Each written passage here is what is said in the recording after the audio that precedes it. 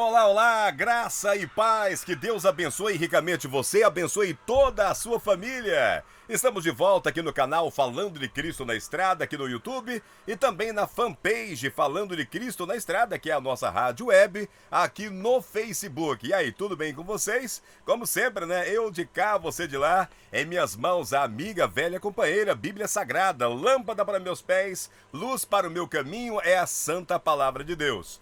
Manual de estudo, novinho, 13 lições, abril, maio e junho, 90 dias, estudando o livro de Gênesis, todas as suas histórias, para a gente aprender e também praticar. Sempre comigo, minha esposa querida, Dona Vilma. Se você não me conhece, eu sou o Vanderlei Francisco. Estamos aqui na cidade de Novo Horizonte, trabalhando. Aproveitei o nosso horário de descanso mais uma vez. Estou aqui numa rua, em frente à Igreja Católica. O pessoal está reformando a igreja aqui, está ficando bonita, né? Já era legal, está ficando muito bonita aqui a Igreja Católica, aqui em Novo Horizonte. E em frente também há uma escola. Se vocês ouvirem aí uma gritaria eufórica, é a criançada. Tá tendo ali uma espécie de campeonato e eles estão vibrando e vibrando muito. Pode passar carro, moto aqui também, né? Tem uma lanchonete, uma sorveteria bem pertinho aqui.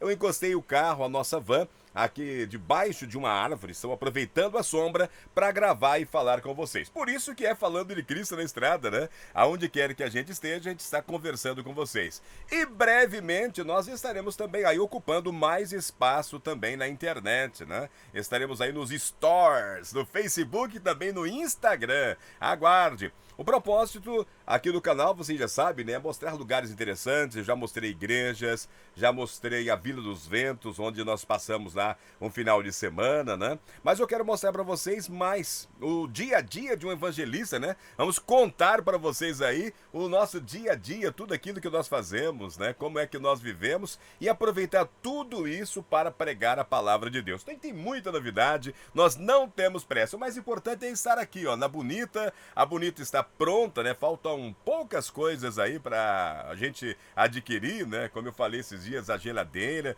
também o nosso banheirinho químico, né? Aí é assim, é viver na estrada, trabalhando e pregando a palavra de Deus. Vamos orar para a gente dar continuidade àquele estudo, capítulo 3, né? Que fala ali de Caim e seu legado. Se você não assistiu o vídeo anterior, assista, é muito importante, né?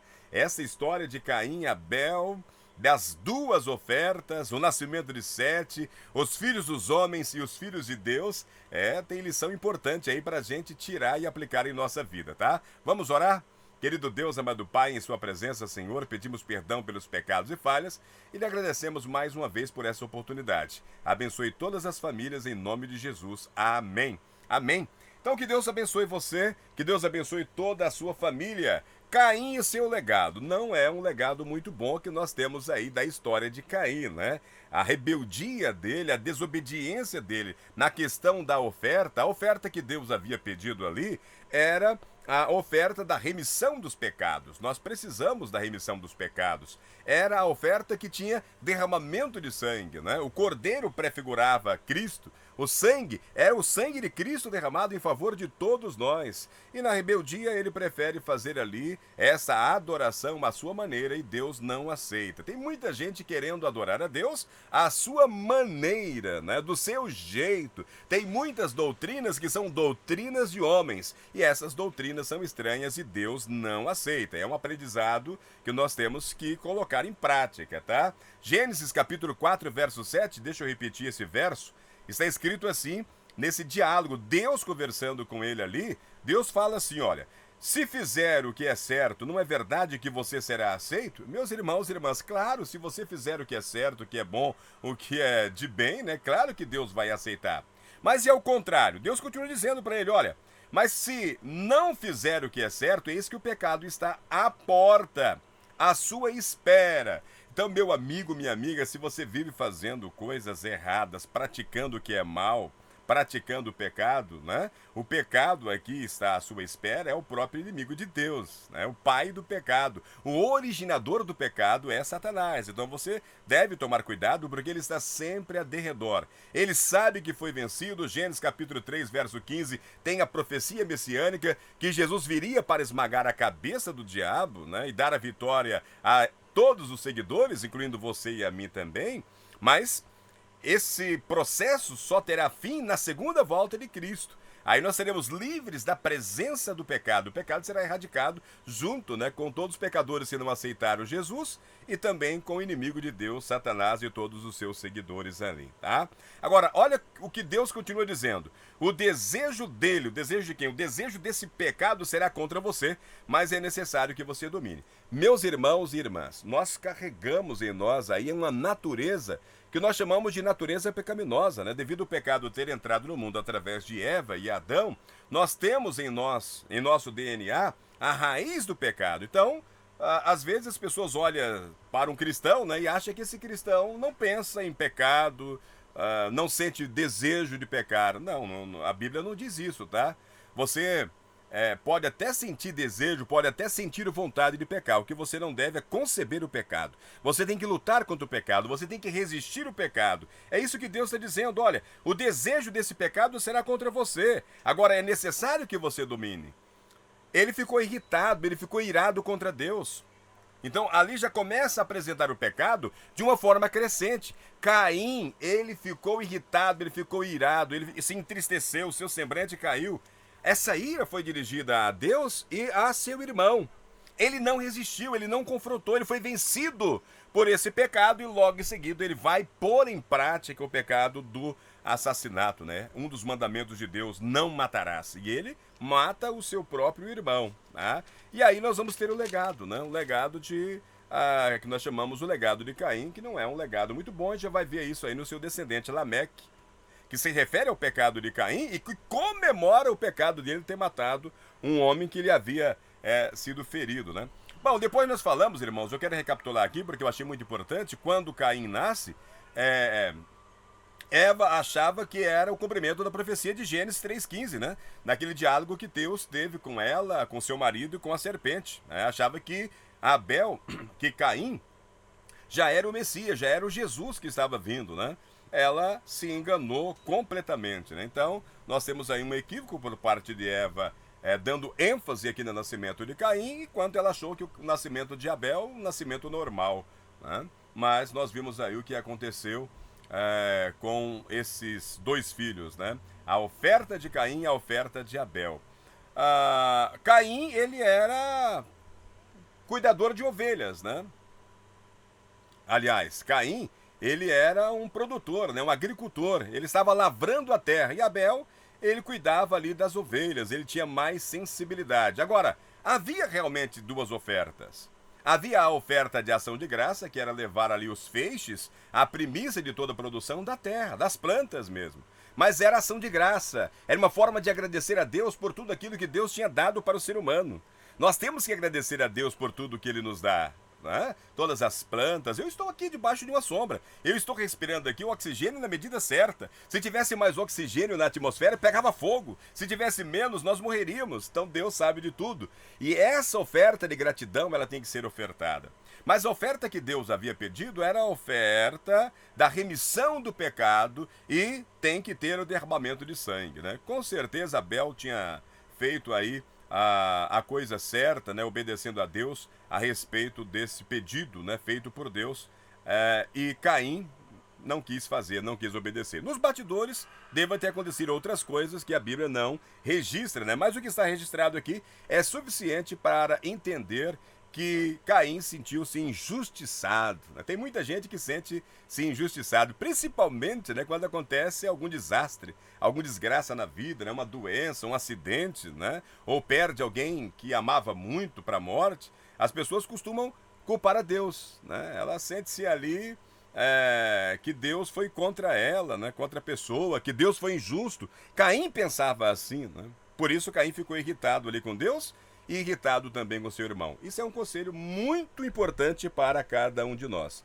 Nós devemos obedecer a Deus, né? Essa oferta aqui de Caim e essa oferta de Abel mostra muito bem o resultado, né, da desobediência de querer adorar a Deus à nossa maneira, fazer do nosso jeito. E aí acontece o crime, né? Vai acontecer o crime. Ciúme e maldade é o que levou Caim a matar o seu irmão. Ciúme e a maldade que estava enraizada nele através do pecado, através do originador do pecado, né? Ele estava se sentindo vítima Ele estava se sentindo injustiçado. E são essas coisas que levam as pessoas a se revoltar com Deus e se revoltar também com outras pessoas. Isso é realmente perigoso. Agora, se você sente fraco, né? Você acha que não tem força para lutar contra isso, tem o Espírito Santo a seu favor. Deus, ele move, como diz, né? A palavra não move o mundo, mas ele move os céus a seu favor. Deus Pai, Filho, Espírito Santo, os anjos estão todos disponíveis para você vencer o pecado. Resista o diabo e ele vai fugir de você. E para que você tenha força, você tem o Espírito Santo a seu favor. Amém? Irmãos, depois disso nós vamos ter a punição de Caim. Então nós vemos aí Adão e Eva lá no paraíso, eles foram expulsos do jardim do Éden, né? Eles não tiveram mais acesso à árvore da vida, né? A consequência depois já tem os seus filhos aqui com a raiz do pecado, né? E agora nós temos aqui também a punição de Caim. Quando você lê Gênesis capítulo 4, do verso 9 a 16, por que Deus perguntou onde é que você está, Abel? Né? O que você fez com seu irmão? Então, quando você isso, você já vê ali uma relação, né? Uma relação com os capítulos anteriores, né? Então, qual é a relação entre o pecado de Caim e o fato de se tornar fugitivo e errante pela terra? Aparece ali em Gênesis capítulo 4, verso 12. Eu coloquei aqui, né? Deus fez essa pergunta para ele da mesma maneira que ele perguntou para Adão, da mesma maneira que ele perguntou para Eva: ei, onde é que vocês estão? Para que ele refletisse. Para que ele refletisse no que estava acontecendo com ele, no pecado que ele tinha cometido. Para que ele se arrependesse. E ele passou a temer a morte ali, porque ele sabia que tinha pecado. E o salário do pecado é a morte. Pecado é desobediência a Deus. O pecado, ele faz esse rompimento. E aí, todos nós precisamos de Jesus para nos ligar a Deus novamente, tá? Então ele sabia que afastado de Deus, Deus é a vida. Jesus diz: eu sou o caminho, a verdade e a vida. Ele afastado de Deus, ele estava afastado da vida, por isso ele temeu pela sua vida, né? Ele temeu pela sua própria vida. Então a pergunta que Deus fez aqui a Caim relembra a pergunta que o Senhor fez a Adão e Eva lá no jardim do Éden: onde é que você está? Caim, porém, irmãos, não reconheceu o seu pecado, né? Ao contrário, Caim negou o seu pecado, algo que Adão não fez. Adão culpou a Eva, falou: a mulher que você me deu, ela que me deu do fruto, né? Então o pecado já faz isso, né? Ele comeu do fruto ali, todo mundo sabe, por amor, apaixonado por Eva, mas na hora que Deus pergunta por que ele havia pecado, ele já vai culpar a mulher e Deus, né? Foi a mulher que você me deu. Foi ela que falou para mim comer e eu comi, ou seja, você me fez uma mulher aí e ela fez com que eu pecasse. Pergunta para Eva, Eva joga a culpa ali para a serpente, né? Como se a serpente tivesse algum tipo de problema. Tá? Agora, Caim ele não reconhece, ele não joga a culpa em ninguém, mas ele não reconhece o seu pecado. Tá? Caim, por sua vez, ele desafia abertamente Deus. Mas Deus não perde tempo confrontando o seu crime. Quando Deus pergunta de novo ali, Deus já entra ali com a resposta e com uma sentença também. Né? Ele mesmo esperou por uma resposta, apenas relembrou a Caim que sabia de tudo, pois a voz do sangue de Abel alcançava desde a terra. Deus sabe de tudo, irmãos. Ele pergunta para que você se sensibilize com aquilo que você fez, se arrependa, converta, dê a meia volta, deixe de ir para o lado errado e volte para Cristo Jesus. Essa imagem significa que Deus sabia sobre o assassinato e que Deus reagiria. Meus irmãos e irmãs, as pessoas acham que Deus não reage ao pecado ainda hoje. As pessoas acham que tudo vai ficando impune porque Deus é amor, você pode continuar pecando, pecando contra a sua família, pecando contra o seu irmão, você pode fazer o que quiser, quebrar qualquer mandamento, andar do jeito que você quiser, viver do jeito que você quer, porque Deus é amor e não haverá nenhum tipo de punição.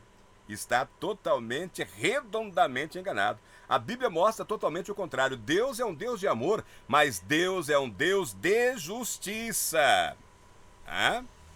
Abel havia voltado à terra, estava enterrado. Uma ligação direta com a queda. O pó volta ao pó e o espírito volta a Deus, a quem pertence. Quando você lê Gênesis capítulo 4, 14, o que significa a palavra de Caim? Da tua presença terei que me esconder. O pecado nos separa de Deus. O pecado nos separa de Deus. Caim, agora ele estava temendo por sua vida. Porque agora ele estava longe da presença de Deus. Agora, irmãos, é impossível você fugir de Deus, tá? Aqui em Gênesis capítulo 4, 14, depois nós vamos comparar com o Salmo 139, né? É impossível a gente fugir de Deus. Tem muitas pessoas que fazem o pecado no escuro, né? Numa rua escura qualquer aí. Encosta o carrinho, encosta a motinha, né? No escuro, porque ninguém está vendo, mas Deus vê tudo, né? O salmista no Salmo 139 lá, ele vai dizer, ó, onde é que eu vou me esconder de Deus, né? Se eu subo, ele lá está. Se eu desço, lá ele está. Se eu vou na escuridão, lá ele está, né? Então Deus sabe de tudo, tá? Se você acha que você está enganando alguém, talvez você possa enganar o ser humano, mas a Deus você não engana. Ele vê tudo, tudo, tudo, tudo, tá? Aliás, domingo que vem agora, eu quero convidar você. Eu devo postar na segunda-feira, tá? Eu vou pregar na Igreja Adventista do Sétimo Dia, Nova Jerusalém, em Rolim de Moura, e eu vou falar sobre família. E eu vou trazer um salmo de romaria, tá? Acho que é o Salmo 122, quando as pessoas vinham em romaria para Jerusalém para adorar a Deus. E eu quero comparar a sua casa com a casa de Deus, né? Com a igreja. Por quê? Porque a sua casa tem que ser dedicada a Deus. Ele tem que ser o Senhor. Se Deus não edifica a casa, meu irmão e minha irmã, em vão, em vão trabalha a sentinela, né? Então a sua casa tem que ser edificada, construída alicerçada sobre a rocha que é Jesus, e tem que ser entregue no domínio dele. Ele é o Senhor, ele é o rei, ele é o governador de sua casa. E aí? Onde é que você tem deixado Deus aí na sua casa, né? Todas as coisas que estão na sua casa, agrada você e a Deus ou agrada só a você? Você tem obedecido a Deus ou tem feito tudo à sua maneira? Tem muita gente que faz as coisas sem questionar, sem perguntar a Deus, sem conversar com ele, e depois quer que dá certo. Quando dá errado, ainda culpa a Deus, não é assim? Pois é. Então, muito cuidado com aquilo que você faz em qualquer lugar em relação ao pecado, porque Deus, ele vê tudo, tudo. Tá tudo anotado lá no caderninho de anotação, né? Pois é.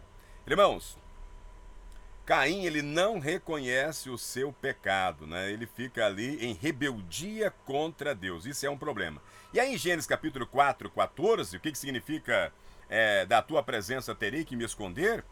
Ele prefere isso, ele prefere se esconder da presença de Deus. Ou seja, ele prefere continuar pecando do que chegar diante da presença de Deus, se arrepender e se converter. Pedir que Deus cubra com o seu perdão, que elimine ali, né, a sentença, o resultado do pecado em sua vida. O sangue de Abel tinha sido derramado na terra, eu já disse aqui, né? Por isso, mais uma vez, a terra foi amaldiçoada. Lembra que quando Deus vai dar a sentença lá em Gênesis capítulo 3:15, ele dá a sentença para a serpente, para a mulher. Na hora que ele vai falar com o homem, ele fala para o homem, maldito seja a terra. Pois é, aqui novamente Deus amaldiçoa a terra, né? Pois é, e a gente vai vendo tantas coisas a respeito dessa terra, né? Nossa situação climática, de onde é que vem tudo isso? Só aqui nessas duas passagens, nesses 4 primeiros capítulos da Bíblia, nós temos aqui já 2 maldições aqui sobre a terra. Por quê? Culpa do homem, nossa culpa, o nosso pecado. As pessoas brincam com o pecado e acham que não tem nada a ver. Se nós olhamos para Adão e Eva, eu disse isso no primeiro episódio, né? Se olhamos para Adão e Eva e criticamos, a gente está ferrado hoje porque Adão e Eva pecaram, nós carregamos aí a raiz do pecado. Será que o meu pecado hoje não vai influenciar também na vida ativa da minha família, das outras pessoas que estão ao meu redor, de pessoas que talvez eu nem conheça? Reflita aí, né? Reflita. Então, mesmo após ter assassinado a sangue frio seu irmão e de ter se rebelado, o Senhor mostrou misericórdia para com ele, irmãos. Apesar de tudo que ele fez, virando as costas para Deus, desobedecendo flagrantemente a Deus ali naquela conversa, né? Deus ainda oferece para Caim misericórdia. Mesmo Caim tendo se retirado da presença dele, ele deu algum tipo de proteção, nós chamamos sinal, uma marca, nós não sabemos o que é. Há muita especulação, mas nós não sabemos de fato o que é, sabemos apenas que aquilo iria preservar a vida dele, né? Aquilo iria preservar a vida dele. Isso é graça, né? A graça de Deus para com ele. Ele merecia também ter morrido instantaneamente ali, mas Deus não faz, né? Deus dá esse sinal para ele, para que ele tenha mais tempo de vida, tá? Irmãos, agora Gênesis capítulo 4, do verso 17 ao verso 24, leia depois aí e vai responder o tema dessa lição, o tema geral, né, que é o legado de Caim. O legado de Caim é a maldade do ser humano. o resultado, né? O legado, o que ele deixa de importante para a humanidade é a maldade, né? Qual é o legado de Caim e como seu crime abriu caminho para o aumento da impiedade? Foi uma descendência rebelde. A descendência de Caim, nós vamos ver ali a partir de Lameque, é uma descendência rebelde. A intensificação e a exaltação do mal por parte ali de Lameque, né? E também das gerações seguintes. A gente fica olhando ali. Deus até vai fazer uma separação, né? Os filhos de Caim são chamados filhos do homem e os descendentes de Sete, filhos de Deus, né? Olha que coisa, né? Como se os filhos de Caim carregassem essa natureza humana, a raiz do pecado, deixando isso floresceu, às vezes explorando essa raiz do pecado, praticando o mal, praticando a maldade e mantendo a linhagem de Deus em Sete, né? Lameque, descendente de Caim, leia aí a história, ele referiu-se ao seu crime, ou ao crime do avô, no contexto do seu próprio crime. Essa comparação entre o crime de Caim e o de Lameque, ela é bastante instrutiva. Enquanto o primeiro se calou sobre o único crime registrado, né? A Bíblia não registra outros crimes de Caim, né? Lameque parecia se vangloriar do seu, expressando o seu crime ali em uma canção, em Gênesis capítulo 4, 23 e 24. Olha, eu sempre tenho falado isso, né? Lá em Gálatas capítulo 5, fala que, quando vai falando dos pecados ali que separam o homem de Deus, praticando aqueles pecados, o homem não pode ver a Deus, ali a palavra é praticando o pecado, né? Tem muita gente que pratica o pecado, irmão, e que até comemora o pecado. Eu vejo muito isso. Olha a galera jovem aí, chega para contar as vantagens para o outro, né? Falou, olha, ontem eu arrasei, né?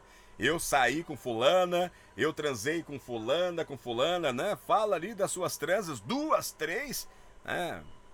Às vezes um linguajar chulo, né? Tô pegando tantas. As mulheres também tá entrando nessa, contando para as outras, comemorando isso, né? Olha, eu fiquei com fulano, com Bertando, com ciclano, eu cometi tal coisa e comemoro, uau, né? Ontem eu arrasei, tomei todas, fiz todo tipo de loucura, participei de orgias incríveis, né? Na linguagem. Mas comemora o pecado, continua praticando o pecado. Vocês lembram que eu já falei que há muita serpente moderna, né?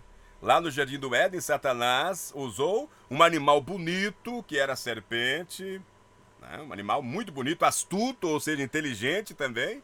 E as serpentes modernas, médios modernos, que nem sabem que está sendo usado por Satanás para atrair e destruir o ser humano, né? Os filhos de Deus estão caindo nessa daí também, né? Pois é, a tecnologia, filmes, séries, novelas, né? Festas. Olha, tem umas festas aí que a gente chama de festa cultural. Ah, pois é, tem muita festa que nós chamamos de festa cultural.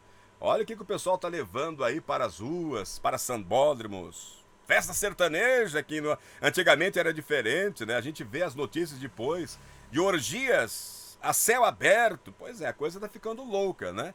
Antigamente tinha os templos. Eles contratavam prostitutas pontuais, homens e mulheres bonitos, né? Aquelas comunidades pagãs, religiões pagãs, no culto era movido a música, sensualidade, bebida e sexo. Será que não tem isso hoje? Pois é. Agora Deus está vendo tudo, né? Deus está vendo tudo, está tudo sendo anotado aí. Agora o resultado disso, meu irmão e minha irmã, o resultado disso é muito triste. Nós olhamos para a Bíblia e o resultado não é bom. O legado de Caim é um legado de maldade. A geração de Caim é uma geração perversa, má. Lameque, ele vai cantar por ter assassinado, né? Caim era monogâmico, né? Tinha uma mulher. Agora Lameque já possui 2 mulheres, né? Ele mostra aqui que já tem agora 2 mulheres, né? Agora, o texto bíblico vai registrar também um novo evento que se opõe a essa tendência. Deus sempre está agindo. Adão tornou a ter relações com sua mulher, Gênesis 4:25. E o resultado foi o nascimento de Sete, cujo nome foi dado por Eva, para indicar que Deus havia concedido outro descendente no lugar de Abel. A história do nome de Sete precede Abel. Ele deriva do verbo hebraico ashit, que é porém, usado lá em Gênesis capítulo 3:15, né? Porém, inimizade entre você e a mulher, entre o seu descendente e a sua descendência. Ali é introduzida a profecia messiânica da vinda de Jesus, que esmagaria a cabeça do diabo, né? A semente messiânica seria transmitida na linhagem setita, linhagem de Sete. A Bíblia começa o registro da linhagem messiânica com Sete, incluindo Enoque, Matusalém, e termina com Noé, né? Que maravilha, tá? E a gente tem um registro aqui, eu falei ainda agora, né? A frase, os filhos de Deus, lá em Gênesis 2, refere-se à linhagem de Sete, pois foram concebidos para preservar a imagem divina. Por outro lado, as filhas dos homens, de Gênesis 6:2, parece ter uma conotação negativa, contrastando a descendência daqueles que são a imagem de Deus com aqueles que são feitos imagem dos homens. E foi sob a influência dessas filhas dos homens que os filhos de Deus tomaram para si mulheres, aquelas que entre todas mais lhe agradaram, indicando a direção errada que a humanidade estava tomando. Que lição, né? A pergunta, o pecado é feio? Não, o pecado é bonito, né? Nós vemos aqui as filhas dos homens, que vêm ali da linhagem de Caim, mulheres lindíssimas. E os filhos de Deus, vendo essas mulheres lindíssimas, sensuais, se apaixonaram, tomaram para si essas mulheres, as que mais lhe agradavam, tomaram como esposa. E aí a confusão foi formada, né? A confusão foi formada. Por isso, meu querido irmão e irmã, você que é cristão, está entrando aí num relacionamento, pesquise, converse, muito cuidado, né? Muito cuidado. Às vezes, a Bíblia, ela nos exorta, nos dá um puxão de orelha, né? Mas, se não levarmos a sério, a gente pode se dar mal, né? A gente pode se dar mal. Então, queridão, queridona aí, na hora de escolher o seu namorado, futuro noivo, futuro esposo, futuro pai dos seus filhos, né? Veja se esse cônjuge que você está escolhendo é um filho de Deus ou é um filho dos homens aí, né? Filho do pecado, que tem maldade. Ah, Vanderlei, mas ela é irresistível, ela é bonita demais, é uma mulher linda, sensual. E daí? E daí? Ela é uma filha de Deus, obedece a Deus, tem a Deus como pai? Ou ela tem como pai a mentira, né? O inimigo de Deus? Isso pode te prejudicar bastante, né? Hã? E você, minha amiga, tá namorando, é? Como é que é? O rapagão aí, hã? Seu futuro esposo, pai dos seus filhos, avô dos seus netinhos, como que ele é? Hã? É filho de Deus ou filho dos homens? Ah, Vanderlei, mas ele é muito bonito, ele é muito inteligente, ele é astuto, é o homem da minha vida. Pois é, talvez...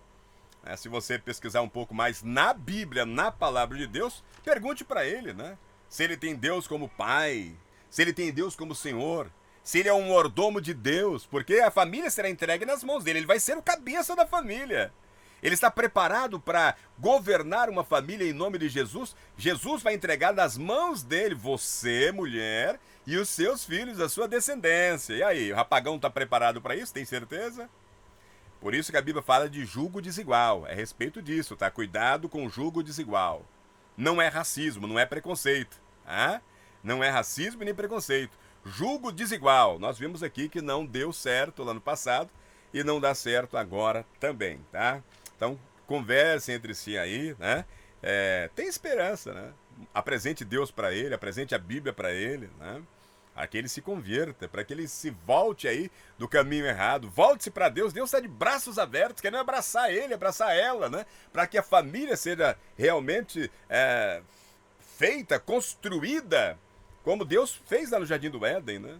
Sobre a rocha, e que Deus seja o governo dessa família. Amém? Meu querido irmão, minha querida irmã, nós aprendemos coisas importantes aqui. Entre todas elas é cuidado com o pecado. Ele é mau, e a consequência vem. Deus perdoa, mas a consequência vem, tá? A consequência vem e nem sempre é das melhores, né? Nem sempre é das melhores. E o legado de Caim é combatido com o legado de Sete. Então não adianta as pessoas ficarem falando: ah, eu sou assim porque Adão lá no paraíso pecou, eu tenho raiz de Caim, eu tenho a maldade no meu corpo, eu carrego já no meu DNA a maldade porque é herança do meu antepassado. Opa! Por isso Deus começa ali no lugar de Abel com Sete, os filhos de Deus. Então tá na sua mão a escolha, meu irmão. Não tem desculpa não, tá? É você que escolhe pecar ou não. Ah, Wanderlei, mas o pecado está enraizado em mim. Ok, o pecado está enraizado em você, mas qual é o conselho de Deus para Caim? Resista! Lute contra o pecado. Ah, mas eu não tenho força. Bom, você não tem força, o Espírito Santo está aí. Ou você vai me dizer que o diabo é mais forte do que o Espírito Santo? Você vai me dizer que o diabo é mais forte do que Jesus? Claro que não, né? Então, meu irmão, minha irmã, se apegue em Deus firmemente. Pega na mão dele, converse com ele. E você será mais do que um vencedor, mais do que uma vencedora em Cristo Jesus. Nós somos da linhagem de Sete, amém? Nós somos vencedores por natureza porque Jesus nos garante essa vitória. Ele percorreu o caminho em nosso lugar. Ele venceu em nosso lugar, está à direita do Pai, o nosso campeão. E Jesus, como sacerdote, ele está trabalhando em seu favor. E como advogado, ele fala, filhinho, eu escrevo para que você não peque, mas se você pecar, lembre-se, você tem um advogado no céu, Jesus Cristo. Amém. Que Deus abençoe você, abençoe toda a sua família. Vamos orar para terminar? Querido Deus, amado Pai, estamos terminando mais um estudo bíblico. Que eu possa estar abençoando aqui essa cidade, Novo Horizonte, meus irmãos aqui da Igreja Católica, onde estou gravando aqui na frente, aqui da sorveteria, aqui da escola, as pessoas aqui debaixo do pé de árvore. Santo Deus, eu estou muito feliz. Abençoe todos esses queridos que estão assistindo agora também. Nos dê a sua bênção, nos dê a sua graça, meu Pai. E continue conosco para todo sempre, em nome de Jesus. Amém. São essas bênçãos que eu desejo para você e toda a sua família. Pense nisso, um forte abraço e até o próximo estúdio, ou o próximo estudo. Amém.